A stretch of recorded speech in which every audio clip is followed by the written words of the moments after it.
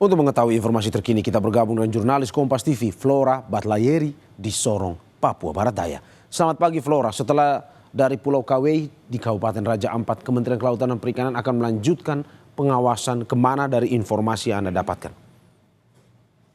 Ya, selamat pagi Mario dan juga saudara. Setelah meninjau sisi barat dari Pulau Kawei, hari ini Dirjen Pengawasan Sumber Daya Kelautan dan Perikanan akan meninjau beberapa pulau lainnya seperti Pulau Manuram, kemudian Pulau Batang Pele dan Mayafun, di mana untuk memastikan apakah masih ada tidaknya aktivitas pertambangan nikel di kawasan tersebut.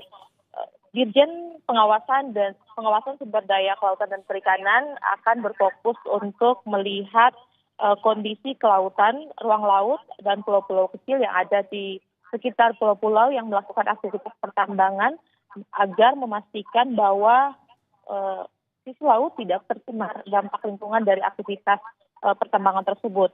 Mengingat Raja Ampat merupakan taman wisata laut yang merupakan wisata dunia yang terkenal dengan keindahan terumbu karangnya, sehingga Dirjen Pengawasan Sumber Daya Kelautan dan Perikanan lebih memfokuskan untuk melakukan pengawasan di perairan dekat pulau-pulau yang melakukan aktivitas pertambangan nikel. Setelah mengumpulkan sejumlah informasi dan sejumlah data, selanjutnya akan disampaikan kepada pemerintah untuk memutuskan apakah aktivitas pertambangan nikel di Kabupaten Raja Ampat ini akan dilanjutkan atau dihentikan. Mario. Ya Flora, ada informasi bahwa akan ada unjuk rasa di kantor gubernur. Dari informasi yang Anda dapatkan, apa tuntutan yang dilayangkan oleh para demonstran nantinya? Ya, Mario dan juga saudara, memang benar hari ini ada unjuk rasa dari aktivis lingkungan, kemudian juga dari aliansi mahasiswa dan dari sejumlah pendeta yang ada di Gereja Kristen Injili di Tanah Papua.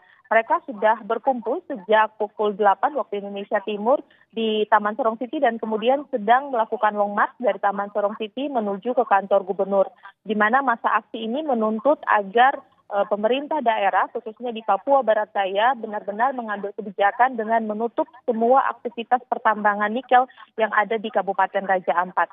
Para pendemo juga menuntut agar pemerintah tidak hanya meninjau satu lokasi saja yang melakukan aktivitas pertambangan, namun meninjau juga sejumlah pulau-pulau lainnya yang melakukan aktivitas pertambangan. Mario.